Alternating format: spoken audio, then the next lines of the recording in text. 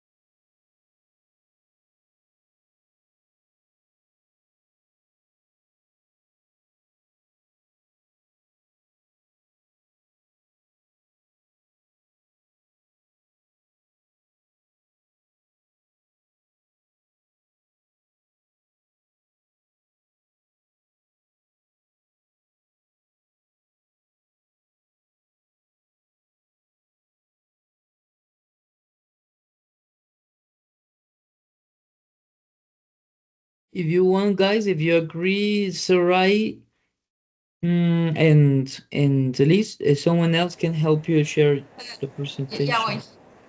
I'm going.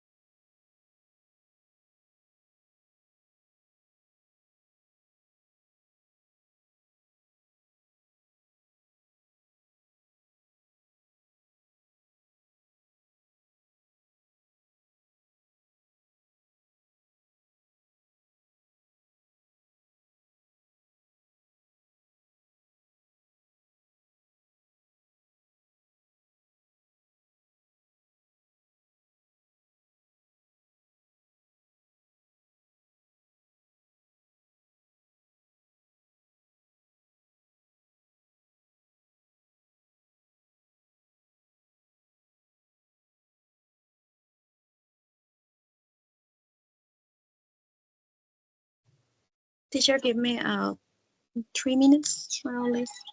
We are solving a trouble here. Yeah, it's okay, no worries.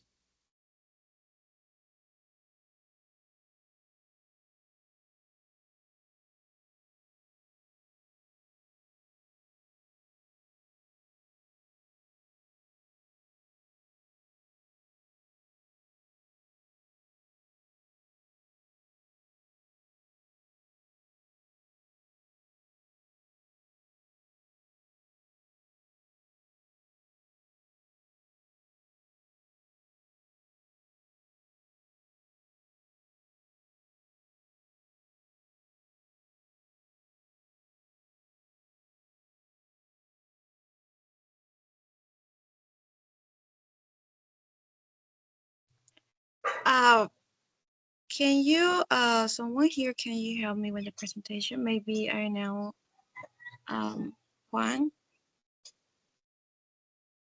Yes. Thank you, Juan. Did you have Juan? Do you have the option to share the screen? Yeah, I'm sorry. Let me grant Juan that access. Just 1 second.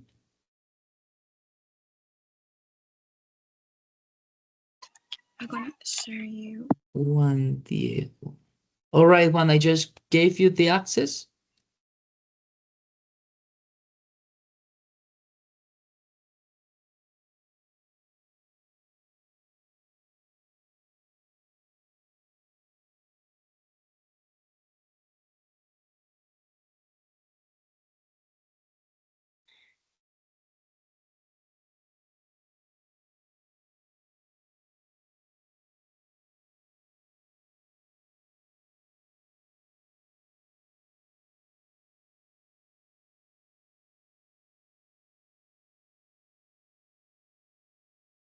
All right.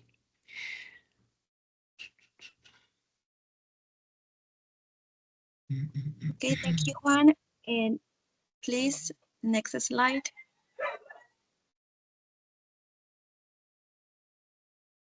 Okay. Good morning, everyone. My name is Liz Karolay Palomino, and today I want to talk about something that goes beyond grammar and vocabulary. My presentation is titled The Connection Between Language and Identity. To begin, I want to invite you to think about something simple but powerful. Next, please.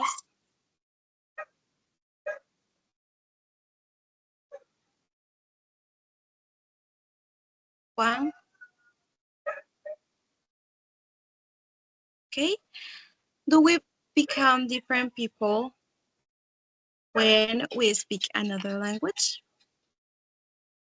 Some researchers believe the answer is yes, and I believe it too in a way, because every time we speak a language, we are expressing more than just words. We are expressing who we are, right? So as Claire Cramped 1998 said, open quote, language is the principal means through which we express our cultural identity.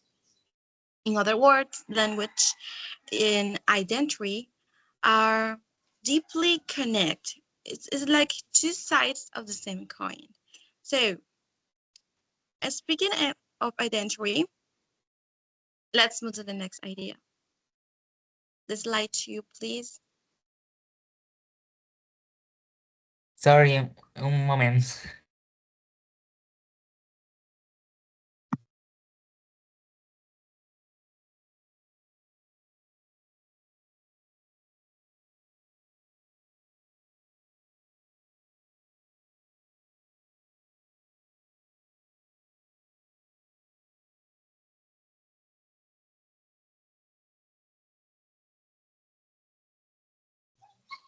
Okay. And speaking about identity, uh, language, how we say, is one of the strongest symbol of identity. It connects us to our family, our traditions, and our culture. Joshua Fishman, 1999, explained that language is the most visible marker of ethnic and identity. And this means that the way we speak tells others where we come from, and not just only geographically, but emotionally and socially. So, and if I reflect on my own experience, when I speak Spanish, I feel warm, um, expressive, confident, and connect with my community, right? But when I speak English, I notice that I become more formal, more careful, and even a bit more shy. And I have to say that. It's almost as if each language opens a different door inside us, right? So now if language express who we are, can it all shape how we think? Well, let's look at that one, please. Next.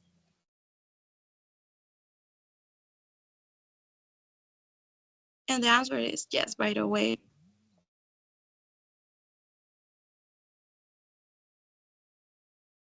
Juan.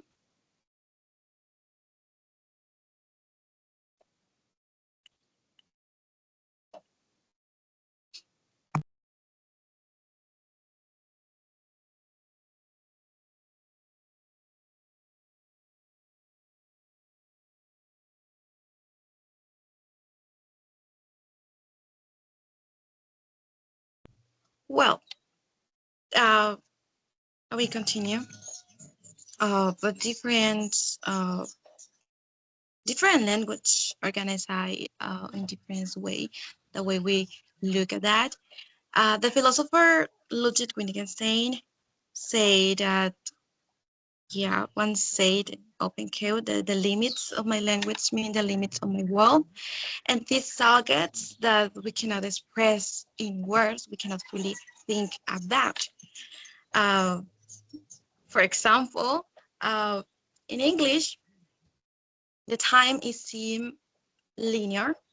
I mean, past, present, future, present, past. But in some indigenous languages, for example, the time is circular. The past and future are part of the same experience. So, yes, the language we speak actually influence our worldview.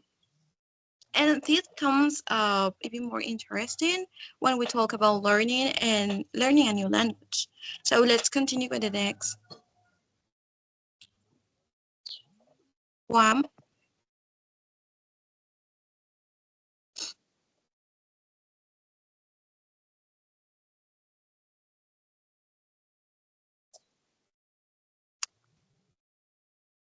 Well, when we learn a new language, we don't just learn words, we build a new identity. I'm not seeing the slide right now, but yeah. Born in autumn, Born in autumn 2013, said that language learners, open code, negotiate identity through social interaction. So this means that when you start speaking a new language, you begin to position yourself differently in society. In my own life, for example, learning English has changed me deeply because I become more confident, for the reason I'm in here, more curious about other cultures and more open to communication. Now, English is not just a subject to me. Now it's part of who I am because it's the language that connects me with my students because I'm training English teacher with people abroad and with opportunities I never imagined. So at least all these bring us the idea of multilingual or bilingual identity. The next slide, one, pass, next.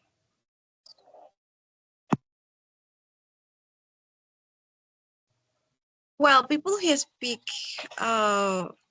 more than one language uh, often live in two worlds, between two worlds, because they switch between languages, cultures, and ways of thinking. Um, Mary Podcast are in Hebron as well, and Kira Howell, 2004, say that identity is something we do, not something we have, and it's construct language and interaction through language and interaction. So similarly, Stuart Hall, 1996, argued that open code identity is not fixed, is something, but it's constantly changing the language and the context, close code. So Being bilingual, and this is an important point, being bilingual doesn't mean losing your original identity.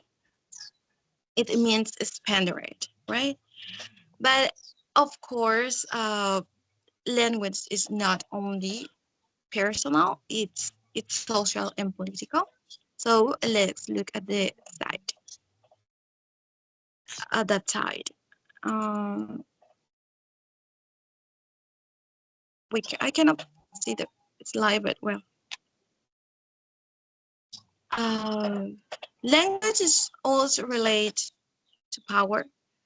Pierre Bourdieu, 1991, explained that. Um, the next, please.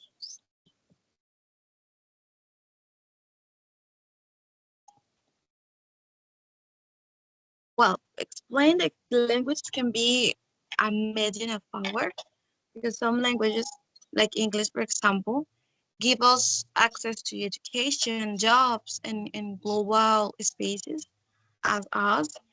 But sometimes these all create inequalities because those we don't speak dominant language as English are often excluded. Every language from English to indigenous tones carries a unique world of meaning and history. And finally, let's wrap this up with a reflection. One,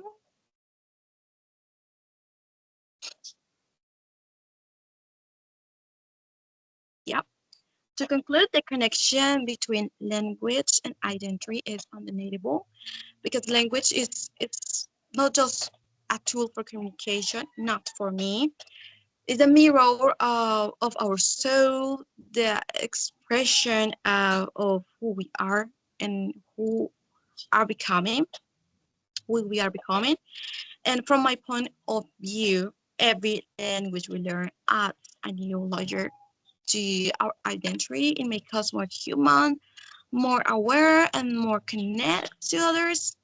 So the next time you speak in another language, remember this. Remember that you are not just learning a word, you are learning a new way to see yourself and the world at the same time. And good luck, and thank you so much for being attentive. Did you have any Thank you. question? Thank you very much, Liz. Now let's transition to the Q&A session. Remember, guys, in total 2 questions.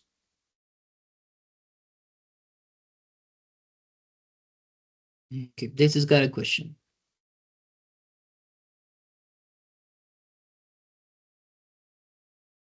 Go ahead, Daisy, and then Juan.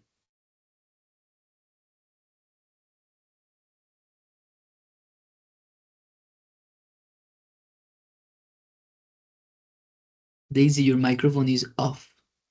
It is still off, Daisy. Está apagado el micrófono. Okay. Liz, why is language considered an important part of personal identity?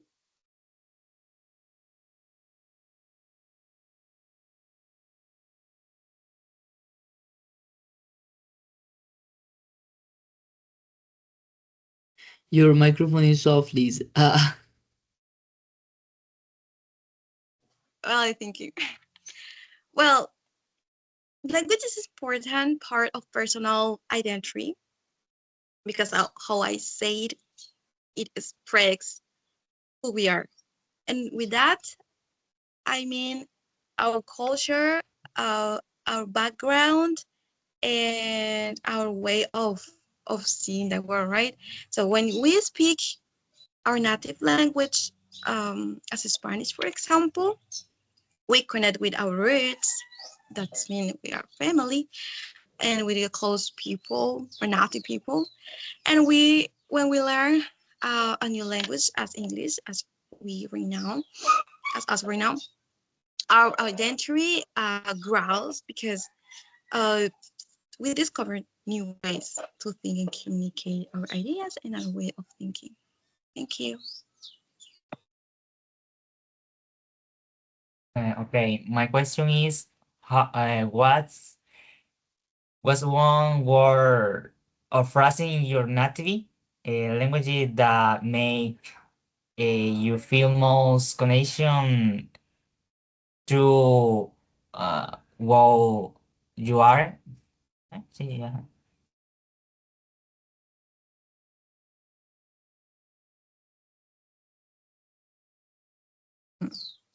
A phrase, okay. That is a very difficult question for me because I am costeña, and in my region, we use many expressions that really define who we are and who I am. But if I have to choose one, I think the phrase that connects with me, with my identity, because I said it, I said it all the time, is ajá, y tú sí eres salado, o tú sí eres salada. Because for us, and for me, this phrase is more just than words. It shows confidence of and familiarity because we use it all the time. And when I say it, I feel I'm bringing a piece of my culture and my family and my community. And it reminds me where I come from and how language express not just communication, but our personality and the way we see and I see the world all the time. So I hope the answer is enough. Thank you. Okay, pretty good, Liz. Thank you very much, guys, for your questions. And now let's move on to the feedback. All right, so just one second.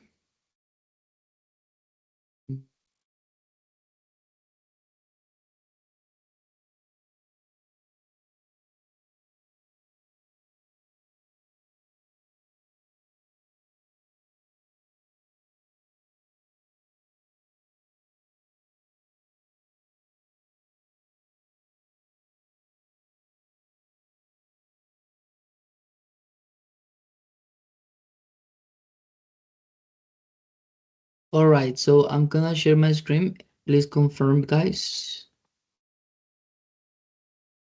Okay, ready. Pretty good. So, Liz, for the performance in the mini webinar, you demonstrated excellent performance during it because you moved your eyes around the room, which helped create the feeling of audience connection. Even though you were experiencing some issues with screen sharing, you handled that situation calmly, patiently, and professionally. Your ability to continue without losing focus showed strong presentation skills. As for pronunciation and intonation, your pronunciation and intonation were very good throughout the whole presentation. No mispronounced words were identified, which showed a strong command of English sounds and clear articulation. Fluency and intonation. Also, it was excellent. You did not make many pauses, and the pauses you did sounded very natural and controlled. This gave your speech a very smooth and confident flow. As for the grammar and vocabulary, they were strong and accurate. There was only one moment when you said, I never imagined something like that, but the correct verb for that in this case is imagine. I have never imagined. Remember that imaginate comes from the noun word that is imagination, but it is not used as a verb in English. And aside from that, a single word, in general, you did a very good job and the performance was pretty good, okay? So that's the feedback and the score you got for each aspect. Now, let me proceed and stop sharing your recording.